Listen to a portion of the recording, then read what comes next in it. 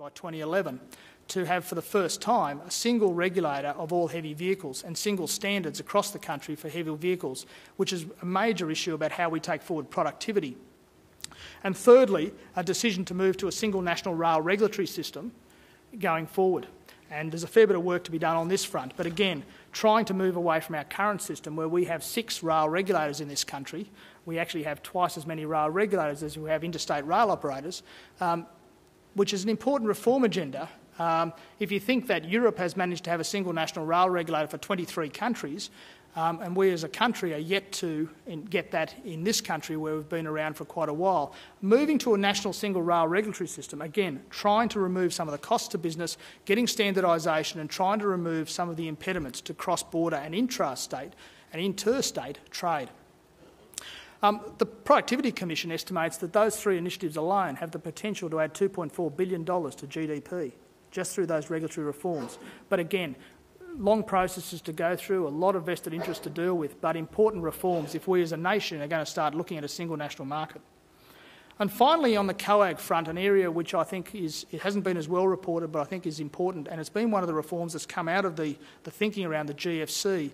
and the need to move projects forward, is COAG also agreed last month that in the future all federally funded major projects will require project funding agreements which involve a single national environmental assessment and planning regime to be agreed,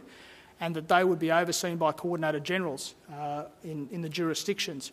And the effort there is to really try and avoid some of the duplication that we've had in relation to environmental approval processes and planning processes for major infrastructure projects. So that's a reform which is saying that in the future the expectation of the COAG is that major infrastructure projects will be subject to single assessment and single planning processes which are agreed before the funding agreements are entered into. And that's a very important reform, I think, yet to be formed through, but important. And already we are starting to see some movement by jurisdictions about why that's not a good idea, but it really, I think this audience understands better than anyone else just how important it is to get those agreements in place quite early before we start moving forward on projects, to make sure we've got project certainty for investment for the investment community. And that leads me to another area where I think we've seen some change of focus by governments, and Brendan mentioned earlier, since February this year I've been in my position as Coordinator General of the Commonwealth Infrastructure Fiscal Stimulus Package,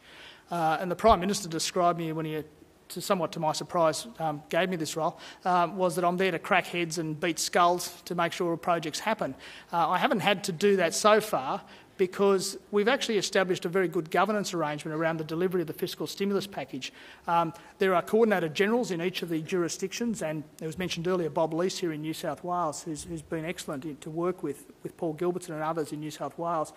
And we are about a senior group of people who have direct reporting lines to First Ministers to ensure that project delivery by the various agencies involved in the fiscal stimulus package takes place. That our role is to remove policy problems and blockages to projects moving forward, to make sure there's cooperation, that there's proper reporting arrangements and accountability and transparency around the projects going forward. And the sorts of things that we've been working through as Coordinator Generals has been, for instance, removing some of the planning. Now, this has obviously been very contentious in a number of jurisdictions,